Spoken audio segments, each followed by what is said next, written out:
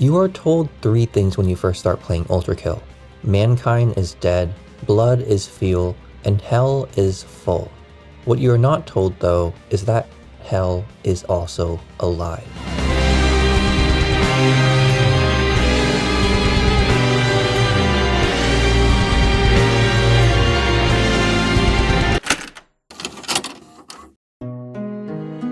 Failure after failure, the results refuse to alter.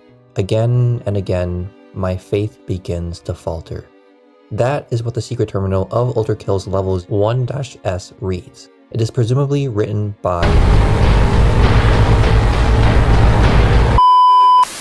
In most religions, God is seen as an all-powerful figure, one upholding of logic, one befit of grace, and one without flaw. But in Ultrakill, God is anything but this. He is a creature that, though not mortal, bears qualities reminiscent of it. From his hands, humanity was created and provided free will. But God came to regret his decision. Mankind would not abide by his virtues, indulging in sin as if it were their lifeblood. And so God created hell as their punishment. Yet he too lost control of this entity, for it gained sentience, or already had it, and disobeyed its master, evolving to satisfy its own desires rather than to fulfill its purpose. Just as the case was for humanity, he could not unmake it. The 4th archangel of the kingdom of heaven, Lucifer, would come to question that anyone would even consider to conceive hell. Overcome by dismay, God banished him. And again he felt regret. Failure after failure, the results refuse to alter. Again and again, my faith begins to falter. God suddenly vanished from his throne.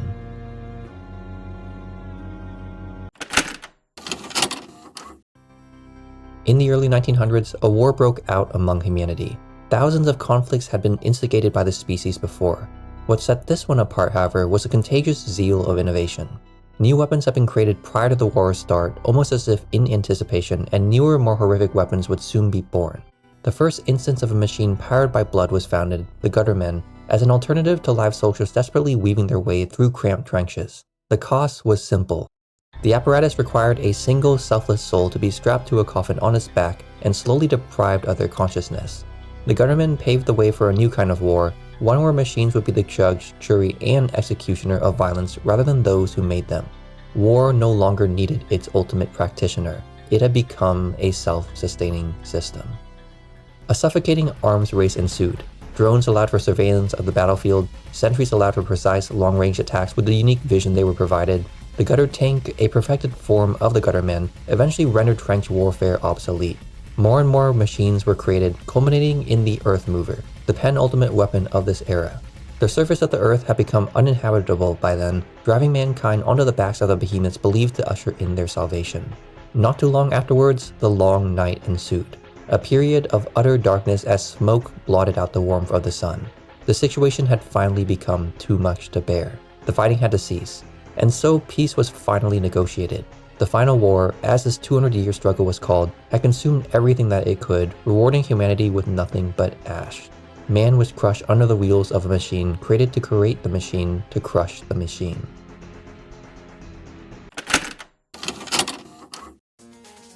There were attempts to salvage the world now crumbling in mankind's hands. Street cleaners, for example, were designed to help remove pollution in the air and the ground. The V1 model, initially en route to be the counter to the seemingly uncounterable Earth Mover, was repurposed into a peacekeeping machine dubbed V2. But the Earth was a husk of what it once was. Energy was needed to sustain and rebuild whatever could still be restored, and it was severely lacking. How hell was found during this desperate time is unclear, but its discovery invited the question of whether or not mankind's own punishment could become its deliverance. The Hell's expeditions were launched to find an answer. The irony is clear. To dig one's own grave is a clever metaphor, but to literally venture into the space that lays beyond it is a cruel joke. God had created hell as a form of punishment, and humanity now accepted it in open arms. In the end, energy was not what they found, nor joy, nor hope, nor anything remotely similar that would grant them the relief that they were no longer worthy of. Instead, they found life. Hell itself was alive.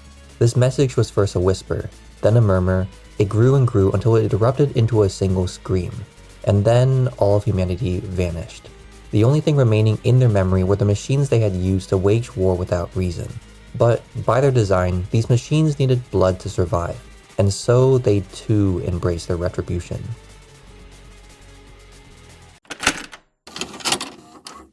You play as V1 during the course of Ultrakill, the weapon mentioned earlier intended to be the Earthmover's demise. You venture into hell for the same reason your brethren do, but they share no sympathy for you, nor do you share any sympathy for them. Or instead, you are incapable of understanding what sympathy even is.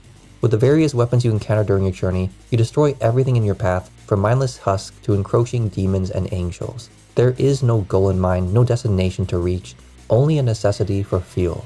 You settle yourself deeper into this prison because you need to. Yet, none of it matters. All your actions, even if you had the ability to give a sliver of meaning or intent to them, would amount to nothing in face of the organism you've entered. Hell is alive. Hell knows you exist. Hell is watching you.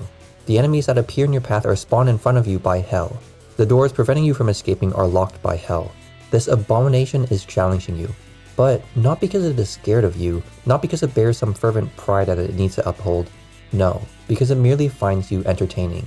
You are singing the song that fills Hell's silence. You are writing the play that sets Hell's stage. Humanity is a toy discarded, you are the replacement. So yes, continue to venture further into this amalgamation. Continue to seek out its secrets. Continue to replenish yourself with the blood of all that you kill, whether it be from a poor misguided soul or from a hideous mass of flesh. In the end, all is void. Hell knows it. Your purpose is a lie. Ultrakill is a lie.